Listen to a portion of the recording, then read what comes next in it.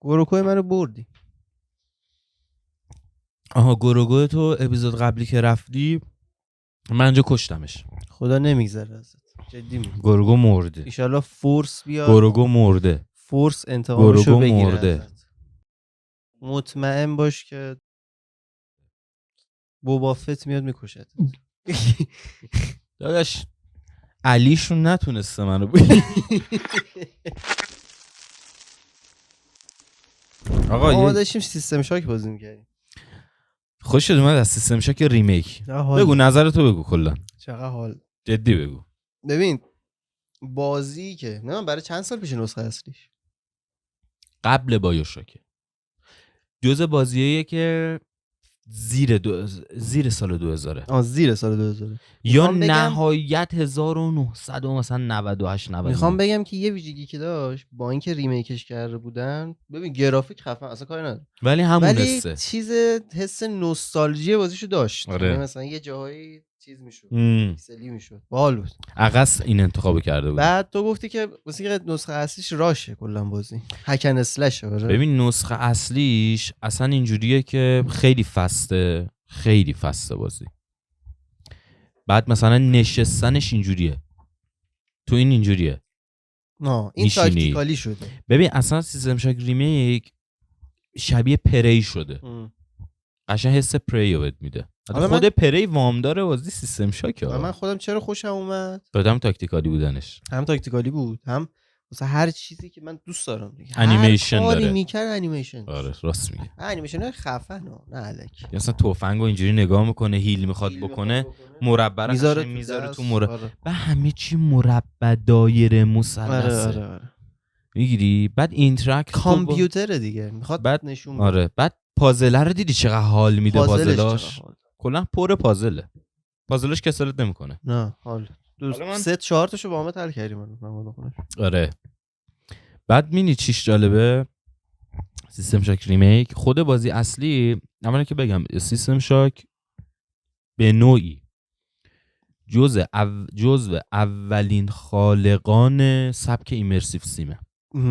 یعنی وقتی میگی ایمرسیو سیم یعنی چی؟ بازیایی که از دل این اومدن بیرون. دیزانرد خودش یه آی پی علی اکبر که عاشقشه. هیچی من دیزانرد بازی نکرده بودم اون موقع. این بهش میگفت دیشنورد. همش هم میگفت میگه مرد از چاقو و تفنگ داره. من مسخره‌ام میومد میگفتم میگه شمشیر و تفنگ که نبوده. من نمیدونستم گرافیک هنری چیه که من گفتم گرافیکش ضعیفه. آره. بعد پری از دلش اومده بیرون. میگم یکی بهت بگم که چی از دلش اومده بیرون. یه فرانچایز گنده بهت بگم، دد اسپیس. اصلا سیستم شاک اینجوریه که تو خونت نشستی یه هکری میاد میدوزنت میبرنه توی سیتادل. توی چیز دد اسپیس اینجوریه که تو میری توی ایشیمورا، میری توی سفینه چیزه، حالا ایستگاه فضایی ایشیمورا، میبینی همونه. اونجا سعی میکنه اینجا بیای بیرون، تو سیستم شاک سعی میکنه اونجا بیای بیرون. ایمرسیو دیگه. نه اصلا فضایه یه فضای نمیدونم ترکیب انگار ساینس فیکشن و استیم پانک و سایبر پانک و پست آپوکالیپتیک و همه چی با همه. بعد در ضمن که وام داره همیناست خودش سبک. بعد یه فرانچایز هم مثلا تمومه دیگه. بایوشاک که یه چیزش کپی پیست سیستم شاکه و بازی مورد علاقه منه. بایوشاک یک تو شماره 1 بازیه، به بهترین بازی عمر منه و خیلی خوشحالم که هنوز هست. خیلی خوشحالم که سیستم شاکو دارم بازی میکنم، لذت میبرم، خوشحالم از اینکه یعنی ممکنه سیستم شاک که بهترین بازیام بشه. من بایوشاک فقط اینفینیتیشو بازی کردم. خیلی خوبه اینفینیتم. در برابر یک که نه ولی خب همه میگن بدترین بازیشه. آره در برابر نه دو بدترین، چون کن لوین نساخته. خود دو خداست. خود بایوشاک 2 خداست. خیلی خوبه بایوشاک 2 واقعا خوبه. فقط یه ایرادی داره بایوشاک 2، بیش از حد درگیر لول دیزاینای روزمره اون موقع بوده. مثلا ویو انمی بیاد 3 دور رو کامپلیت کن برو بعدی. یعنی این چیزا زیاد داره. مثلا از فلان چیز عکس بگیر. تو بایوشاک همه اینا تو یه مورد داری. مثلا یه مرحله کلا عکس برداری از اشیا داره، یه مرحله ویو داره، یه مثلا مرحله کلا 1000 توتوری داره. میگیری هر چیزی یک کس توش و ویژه میکنه لولیزا. آره. بایوشاک 2 نه، ای المان خیلی استفاده میکنه. بایوشاک اینفینیت هم که بازی کردی، میبینی چه چیز عجیب غریبیه. خیلی عجیبه. ایمرسیو سیم اونم دیگه.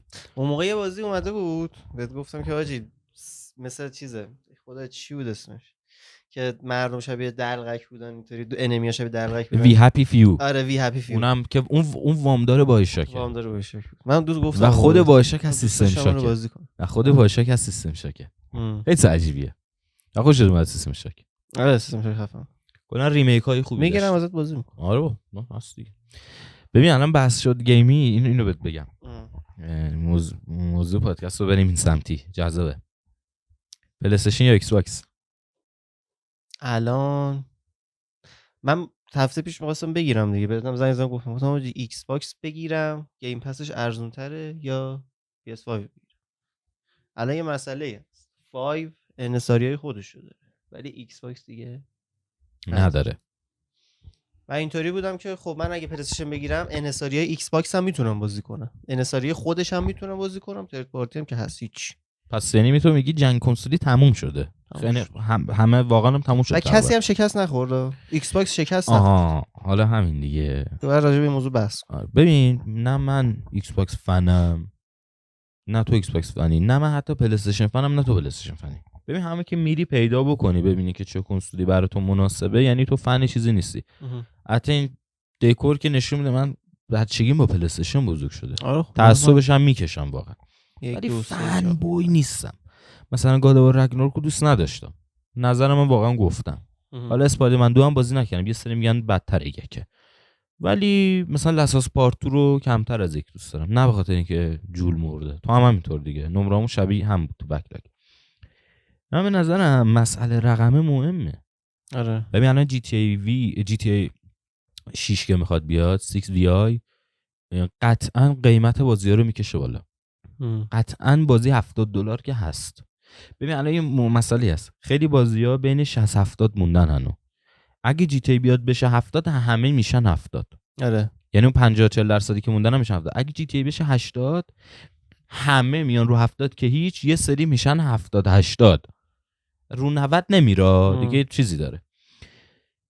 این داره رقمو در همه جا دنیا میبره بالا. یعنی تو 2 سال دیگه تو ممکنه که 3 سال دیگه $100 هم ببینی، $90 هم ببینی. اینجا ایکس باکس میگه که من فورزا دارم برات میارم. فورزا که خب داره پلی استیشن میاد. گرز آف وار هم که صحبتاش شده داره میاد. چیز که تقریبا تایید کرد میاد. همین استارفیلد که تایید کرد که باید بیاد. هل بلید رو به نظرم میاره باز. به خاطر اینکه با پشیمونیم. با پشیمون میمونی یه سری فیبل و استاکر 2 اونم که بیاد به احتمال اونم که میاد. ببین این چند تا مسئله رو میرسونه. آره میتونی یک پلی استیشن ایکس باکس رو ول کن، میتونی یه کنسولی بخری همه اینا رو رایگان بازی کنی. رایگان که یعنی یه ماهی 10 تومن بهم بدی همه اینا رایگان بازی کنی. روزی که میاد میتونی چیکار کنی؟ نه یه کنسولی بخری که بابت همه اینا $80 پول بدی.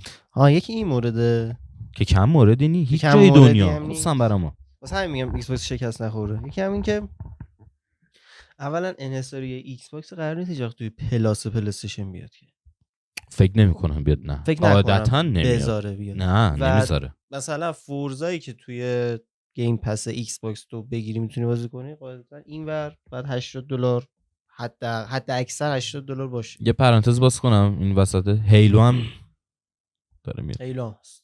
گرز آف وار بازی خوبیه.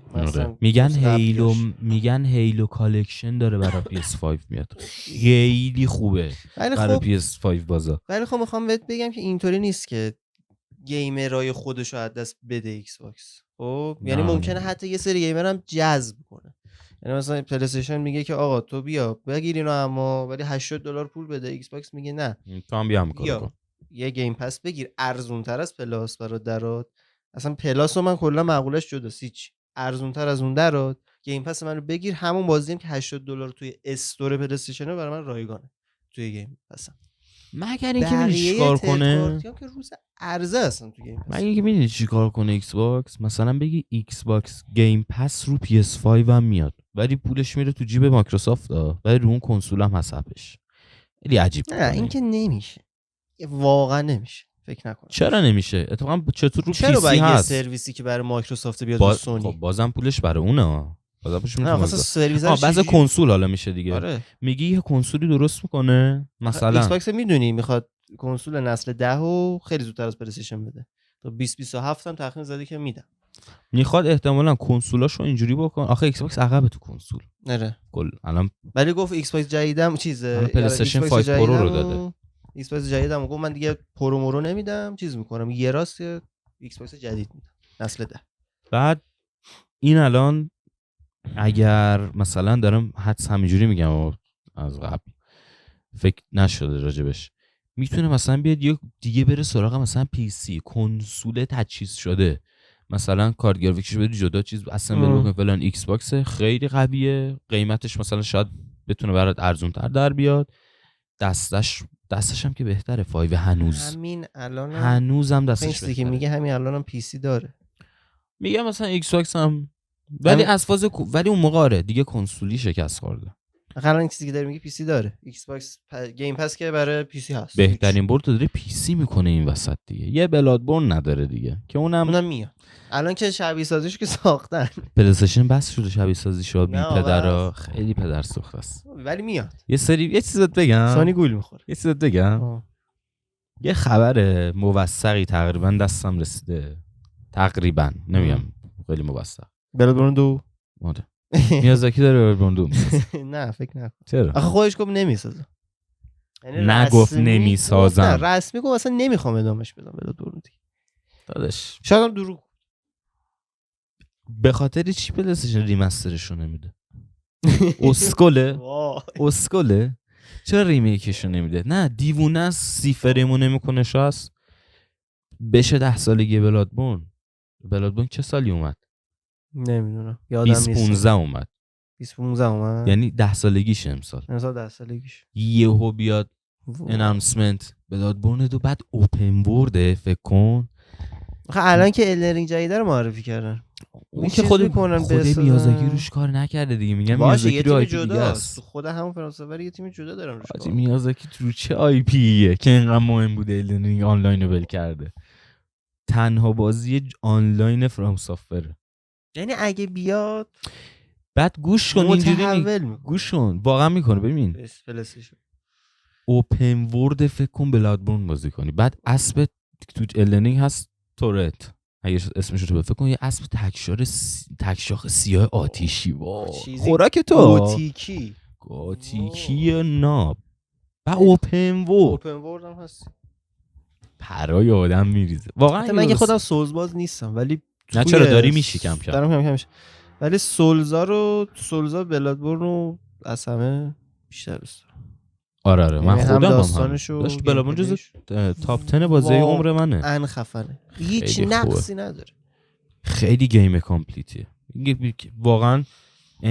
ببین اینا باعث شدن توی نسل قبل و نسل 3 پلی استیشن روشون برد کنه، چون پلی استیشن این نسل خوب نبود، خیلی خوب گیم خوب داشت. ریترنالش تو انحصاریش خیلی خوب بود به نظر من، رچت اند کلنکش خیلی خوب بود. اسپایدرمن 2 رو هنوز بازی نکردم ولی اسپایدرمن 2 چیز نیست. اسپایدرمن 2 نمیتونه وامدار انحصاریه مثلا. آره رچت اند کلنک هم انقلابی نیست. ریترنال یه ذره هست تقریبا میتونه باشه. آره چیزی که تو گفتی. آره مقداری. با توجه به اینکه من رزوگانم بازی کردم، میگی یه چیزی شبیه اون ولی آره رزوگان اصلا همه بازیاشون این شکلیه. مترفال من میدونی همشون رو بازی کردم. مترفال، رزوگان، الینیشن اگه اشتباه نکنم با رزوگان رو گفتم. نه رزوگان ریترنال اینا فکر کنم یکی دو تا بازیشون رو بازی نکردم. خیلی هاوس مارک الانم که هاوس مارکی داره یه دونه سولیس نه میگم سولیس که اسم که اپراتوره سو داره همون. آره همون. ولی چه تریلر با کیفیتی. دس استرندینگ 2 داره برای PS5 میاد. اینا رو باید بگه آدم. خب ولی ببین کامنت های مثلا اینستاگرام چیزا رو میخونم، بچه‌ها رو مثلا توی چیز همین اینستاگرام زیر پستای ویجای تو و زومجی و اینا اکثرا اینجوریان که ایکس باکس هم که تموم شد و یه سریال ایکس باکس فن مونده. میاد از کلمه فن خوشمه، فن بوی بازی مونده. اینا میگن حالا یه بدترین فورزا داره برای مثلا PS5 میاد. حالا تا قبل این همه میگفتن ما فورزا داریم و کاری نداره. ببین ولی من به نظرم میاد تو بلند مدت ایکس باکس میتونه برنده این جنگ بشه. ایکس باکس برنده بشه. من به نظرم ایکس باکس الان کشیده کنار. آخه الان چیزی که پلی استیشن مسئله‌شو نمیدونه رو الان آخه نه برنده داشتیم نه بازنده دیگه. این نسل چرا برنده از برنده اول سونی بود؟ سونیه. به خاطر اینکه اصلا رقیبی نداشت. آره رقیبی نداشت. به خاطر همین بازی زیادی هم نداده. فعلا چرا؟ کارش رو میره جلو. بذار بره جلو آقا. نه منم منظورم اینه، میگم الان میتونی برچسب باخ بزنی روش ولی تو بلند مدت نه. آقا تو واقعا خیلی ساده. یکی از شاید مثلا دیگه انحصاری که حساب نمی‌کنیم بازی ایکس باکس رو می‌کنیم. اگه جدیدم بیاد آره انحصاری نیست یا میاد. هنوزم انحصاریش هست دیگه. بعد چند سال اومدن. خب اگه اونطوری باشه خب حرف من غلط. ایندیانا جونز هم اومد. ایندیانا جونز که زیر یه سال چند ماه اومد. انحصاریای ایکس باکس برای پلی استیشن بیاد که دیگه ترد پارتی حساب بشه بازی دیگه. برای همه اگه همون روز بیاد. اگه همون موقع بیاد. یکی از بهترین ترد پارتی سازای دنیا میشه. میخواد ببین ایکس باکس چیزی که فقدان شده شو داره اوکی میکنه. آره. ایکس باکس استودیوی بازی سازی خیلی خوب نداشت. چند تا بودن که عالی بودن. توی نسل PS3 میشد نسل چند؟ نسل 8. نه نسل 8 که 4 بود. نسل 4 ببخشید نسل 7. نسل 7. تو نسل 7 گرز آف وار ایکس باکس کشید بالا. هیلو که داشت میکشید بالا. فورزا کشید بالا. خیلی بازیای دیگه مثلا 360 کلا موفق تر از تیری بود به نظر. تو نیمه اول آره، نه تو نیمه اول آره، تو نیمه دوم تیری برگردون کارو. چون پلی‌استیشن 3 خیلی گرون بود یادمه، فقط بلوری میخورد، دیسکا گرون بود. اون موقع ایکس باکس هم گرون نبود، بازیش راحت‌تر پیدا میشد. ایکس باکس میدونی اصلا بازی چیز نداشته، از اول 360 که اومده بازی اورجینال بلوری نداشته، دیسک بلوری اصلا بلوری نبود. ایکس باکس 360 دیویدی بود. دیویدی میگرفت آره واسه همین ارزون در میومد دیگه. ولی من خودم بازم PS3 گرفتم. آره منم PS3 داشتم از زمانی که هارد اومد. حتی من عموم 360 داشت و من میتونم بگم نسل 7 جز خوشبخت‌ترین آدما بودم. با جفتش بازی میکردم. نه من فقط تیری بود جفتش، یعنی چیزی از دستم در نرفته. چرا گرزاوار 2-3 در رفته، هیلو در رفته یکیش، اون نسلا یکی دوتاش، ولی بقیه‌شو بازی کردم مثلا هر چی در. نه من همون تیری داشتم و تیری هم واقعا دستگاه فوق‌العاده بود. حالا تو که میگی بدترین دستگاهش آره، بدترین دستگاه پلی استیشن تیریه. نه اصلا رقمم اینو میگه. ببین PS1 که آخه بازیایی که تو اون نسل من با تیری کردم خفن تر بود. همین که سیو پدر ما رو در میاره. این یه قضیه‌ای داره. من اینو نداشتم. من PS2 به این میگفتن رم مردم. رام اصلا این که بعضی رام و رم فرق میکنه که یه سری به رم میگن رام و کاری نداری. حالا این واقعا چیه، رم یا رامه؟ این اصلا استیکارده آره.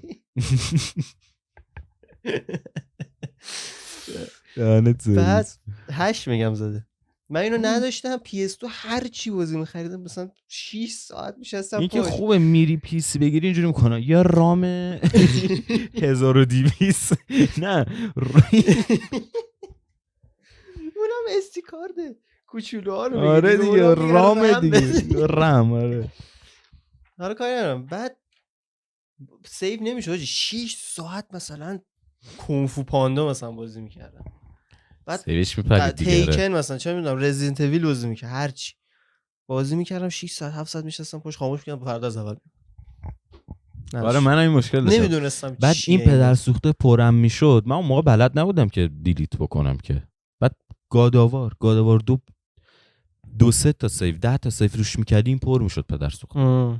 الان میفهمی روی اسلات کلا سیو بکن، رو 10 تا نکن. و من میدونستی همین رم PS1 به تو میخورد. آره میخورد. آره من اون موقع فکر می‌کردم برعکسش زدم حواسم نبود که برای وانو داشتم، فکر نمی‌کردم میخوره. بچه بودیم دیگه. برداشتم زدم به تو دیدم خورد. بعد گفتم واو مثلا من چه چقدر مغز باهوشم، آره. متفکر.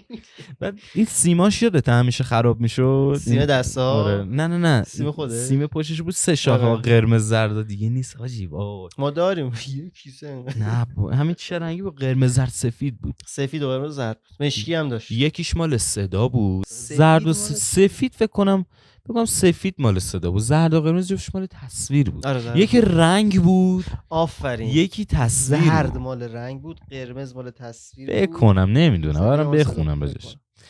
خلاص PS3 که داری میگی چرا من به نظرم بدترین کنسوله، بخاطر اولا که هوک بدی داشت کنسول، هوک یعنی قلابی که تو رو بکشه. یکی اون بعد یکی همین قضیه بلور خاکم گرفته. همین قضیه بلوریش خیلی مسئله بود. حالا ما هم که داریم ما همه هکی بازی گرفتم که اصلا یعنی هکی که نبود واقعا تو، یعنی یه مولتیمن میریختی و پول میدادی. آره خود ایرانیام ساخته مولتیمن. هندیا خود ایرانیام مولتیمن ساخته. میدونم آره نمیدونم. بعد خدمت عارضم که یه سری ایرادا داره ساختار این کنسول، خیلی پیچیده است. PS3 میدونستی؟ چیزی که براش استفاده کردن این ساختار عجیبی داره. مثلا تو بافت مو شاید باورت نشه 2 نسل از نسل خودش جلو بوده. بافت مو خیلی حرفا. حالا اینو بهت بگم، بازی‌ها رو که اکسپورت می‌کردن برای این کنسول بدن بابای استودیو در میومده. همون اکسپورت روی ایکس باکس مثلا 30 فریم میداده، روی این 20. تو شادوف اگه مردو رو روی این بازی کنی میفهمی چه آشغالیه. اصلا نمیاره بالا روی ایکس باکس روون. بعد سویچ میکنی روی این روفور همه بازی رو راحت بازی میکنی. انقدر ساخت، ولی اگه خوب براش میساختن خوب میساختن. یادت باشه اگه خوب میساختن تیری و فور فرقی نمیکرد توش بازی کردن. چرا؟ اگه خوب میساختن چرا؟ فرق میکرده ولی فرقش اونقدر نبوده. مثلا اینجوری بهت بگم لاستافاس روی این کنسول اومده. 3 چی بود؟ گاداوار 3 روی این اومده، آنچارتد 3 روی این اومده، دیز آنرد 1 خروش خوب بوده. میگیری به چی میگم؟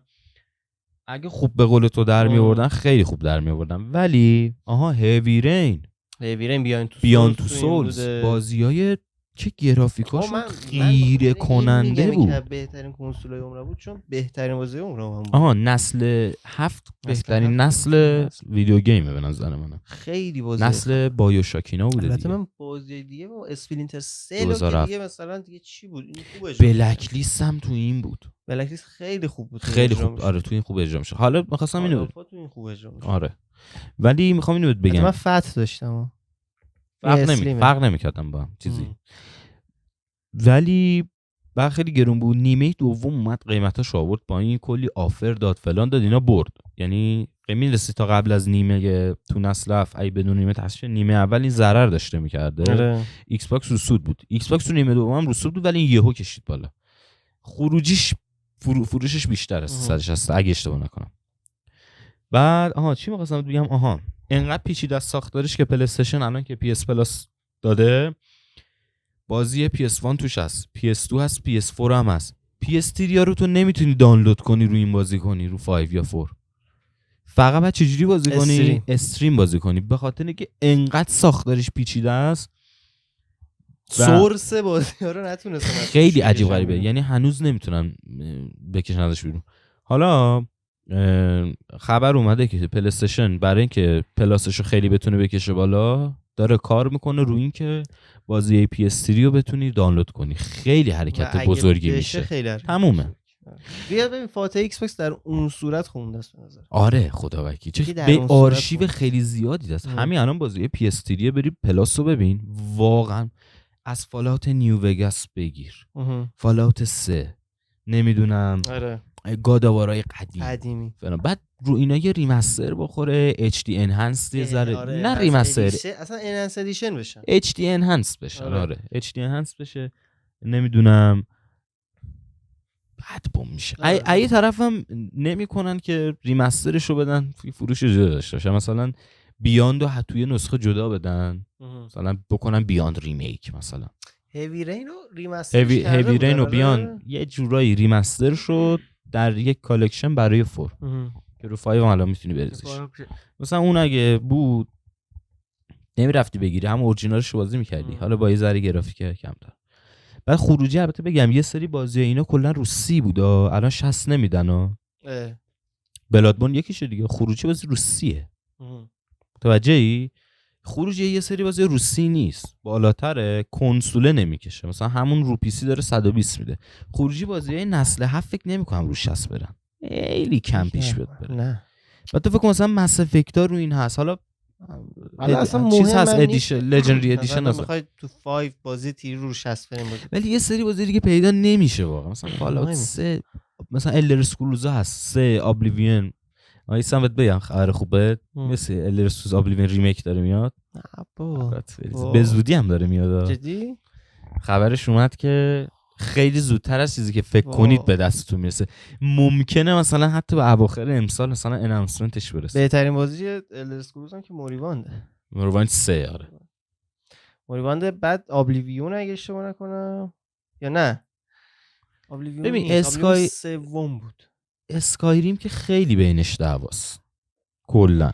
نه من چون خودم یه نسخه الدر اسکرولز بازی کردم اسکایریم که خیلی آقا دقیقاً هم که کسای خوش رو میاد که فقط اسکایریم بازی کردن دیگه، مثل خود من فقط اسکایریم بازی کردم. شاهکار. نه من میرسی چیز بازی کردم، ابلیوین رو پی سی ذره بازی کردم. دفعه گفتی من خودم مثلا اسکایریم رو یه ذره بیشتر دوست دارم، ولی ابلیوین خیلی چیزا خیلی فانتزیه. آخه میدونی اسکایریم که اومد چند تا دی ال سی جداگونه هم داد. دی ال سی هاش خیلی خوبن. آره 3 تا دراگن بورن بود. آره دراگن بورن بود، خوناشا میشدی. بعد الدر اسکرولز آنلاین اومد، تمام دنیاها و بازیایی که از قبل اونم خیلی خوبه خودش. من نتونستم بازی کنم. آره منم چون دیگه دیر اومدیم توش هم اصلا دیگه. نه چیزام بود، فیلترم بود. موریواندو اوورد، الدر اسکرولز آنلاین، ابلیویون اوورد، بعد یه دونه فول مپاشون رو نیورده ولی بخشای زیادیشون انگار آورده. یا فول مپه آنلاین چه جوریه؟ یه بستر خیلی بزرگیه مپش که هر قسمتش مثلا یه قسمتش موریوان، یه قسمتش فلان، همه دنیای چیزه کل تمریل دیگه. آره کل الدر اسکرولز توش هست. تمریل باز خودش یه سرزمین جداست، شاید باورت نشه توی این دنیای هست. ولی در اصل آره دیگه الدر اسکرولز داش چیز بعد اس وی آی بود، اسکرولز 6 دیگه. تو میخواد بیا؟ آره بشینه تا بیاد. خدا چیزم گفت نمیرسه الان. تاورد خیلی خالی بنده. گفت نمیتونی. بابا چند سال پیش شد؟ فکر کنم 6 سال گذشت. 5 سال شد. سال گذشت از اون یه تیزر یه دقیقه. چرا اصلا معرفی نمی‌کردی؟ خب دیگه اواخر فکرم نکنم روش کار. اوضاع مالی خراب بتستا بود. استارفیلد هم فکر کنم کار می‌کردن دیگه. اوضاع خراب بتستا بود اون موقع. یعنی فقط دوم اینا رو می‌کشید بالا. دیروز یه چیز خوندم اتفاقا جدای شوخی. یه چیز مالی خوندم از شرکت بتستا که هنوزه دومه که میتونه این استودیو رو خیلی چیز بتستا چه بازی اومده بیرون اخیراً خیلی دندون شکن باشه هیچ. و حتی سوداوری ها یه آمار مالی هم خوندم میگفت دوم تو هفته اولش اگه اشتباه نکنم سودشو در آورده بود. خیلی حرفا. یعنی یه اید سافر سود کل بتستا رو در آورد. نه ولی تو حدود خیلی براشون چیز داره، انقدری داره که دستشون انقدرم باز میذارن، میگه هر بازی میخواد بسازی. نه صرف دوم، میگه که دست سافر رو زورشه و سافر داره رو کوهک ریمیک هم کار میکنه یواشکی. اصلا مطمئنم اینو این کوهک بعدش کوهک واقعا بدی.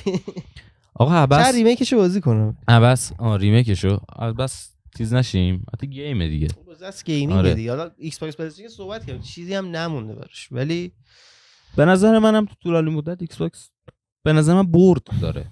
مگر اینکه پلی استیشن یه فکر به حال پلاس ببین اگه اون حرکت تیری که گفتی رو بزنه اون خودش مثلا یه لول بالا، یه انقلابیه به نظر. یا مثلا انحصاری بیشتر بده. ببین مثلا میخواد آدم میگه 2 سال یه بار میخواد انحصاری بدی، بازی نمیکنم، دستگاه رفیقام میگیرم بخاطر اون یه دونه بازی. من بهت گفتم دیگه اون مثلا کارو گفتم سریز ایکس میگیرم، بعد نه دست سنگ یک که اومده رو ایکس باکس 2 هم میاد بازم دیگه. دلم نیومد پلی استیشن رو ول کنم. 1 2 3 4 یو ایکس باکس سریز ایکس. آره ولی ایکس باکس به نظرم باهوشه. از اولم روی کرده چیز داشتن، مالی خیلی داشتن.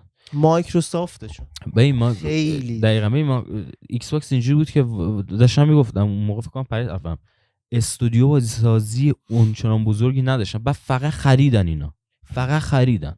آره برعکس پلی استیشن که استودیو ریز می‌خرید میاره بالا، خیلی کوچیک بود. نه هنوزم از تو کوچیکه. دلش هم خیلی هاوس مارک تو دیدی چقدر ریزه بود؟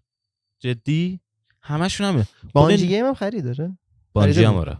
خود میدونستید نایتی داگ مثلا چقدر فضاش کوچیک‌تره اون چیزی که فکر می‌کنن؟ مثلا همه فکر می‌کنن 3 تا ساختمونه. نه بابا نایتی خیلی کوچیکه. سانتا مونیکا که خیلی کوچولوه. آره خیلی کمتره. سانتا مونیکا چیزی که داد یه دونه مستند داد برای ساخته یه چقدر ریز است استودیوشون. آره. چی بود؟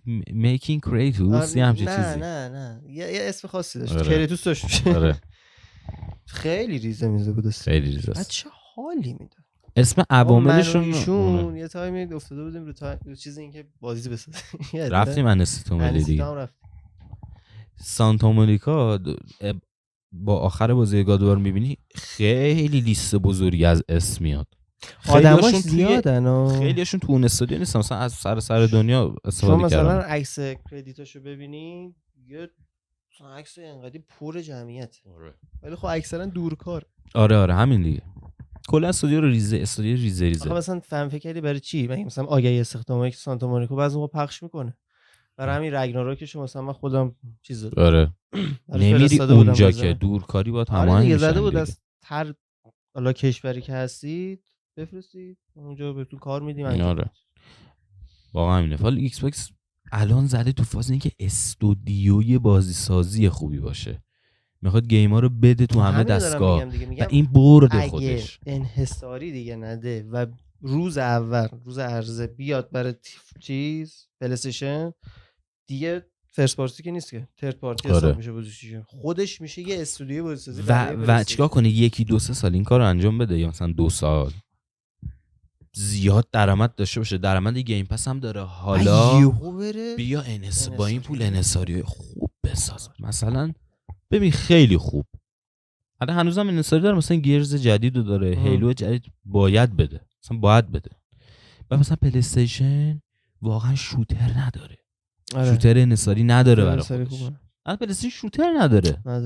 خب ان دومی هم که بعد یه چیزی میخوام اینو بهت بگم. انحصاری داره پلی استیشن. الان اگه بتستا بازی بیاد، کیلزون بود که نیست دیگه. اگه بتستا چیزی بیاد، هر بازی مثلا دوم بیاد بازم مال استودیو ایکس باکس حساب میشه.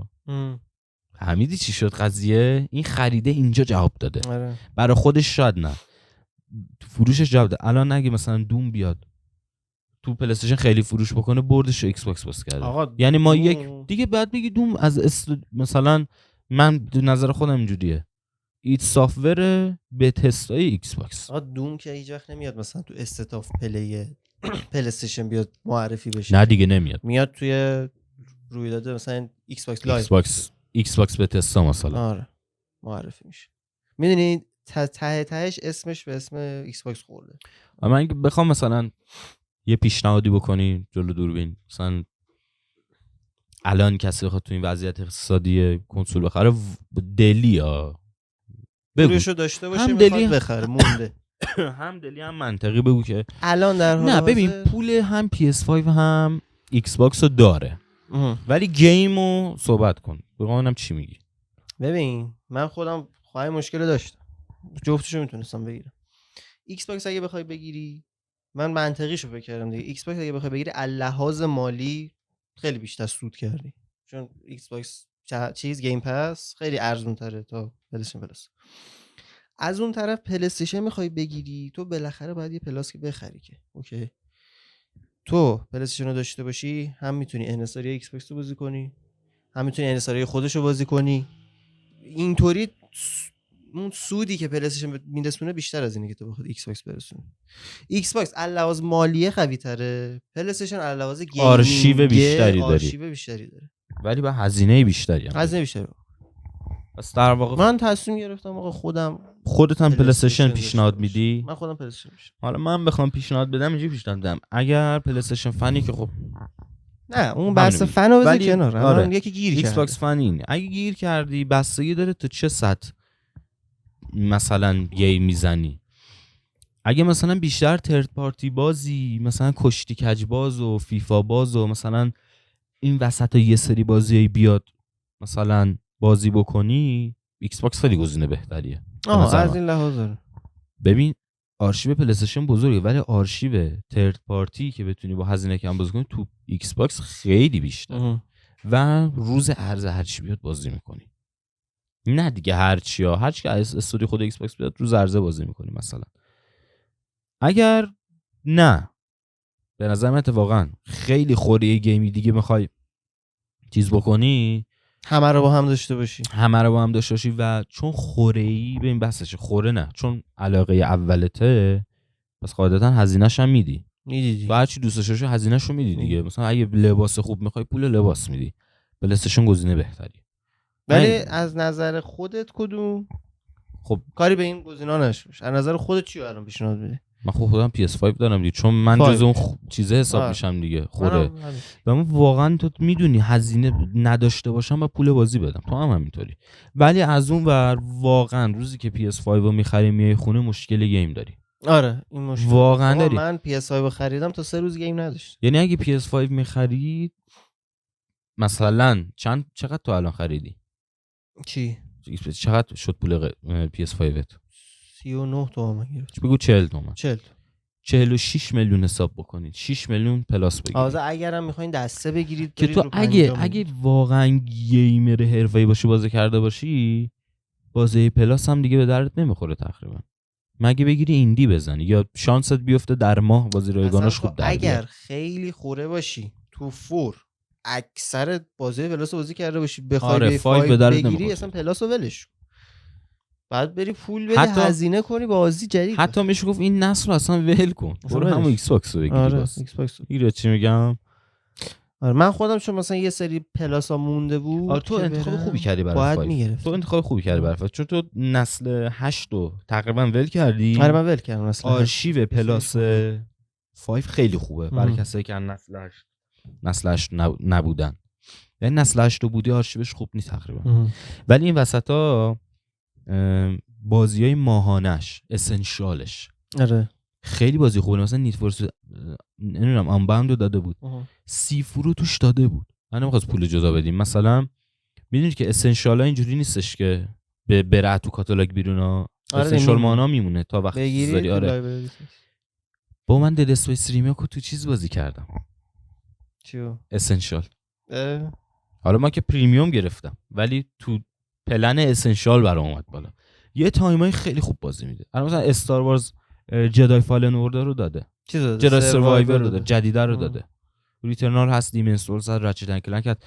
آرشیوش واقعا خوبه. آره آرشیوش خوبه. منتهای مناطق بازیای جوندارتر نمیاد. مثلا سیستم شاک بیاد توش، پلاک تیل ریکویم بیاد توش. چرا اینا نمیاد توش؟ نه. تو که داری پولشو میگیری. ولی خوبیه گیم پس اینه که اینجور چیزا داره. اکثر همه اینا رو داره.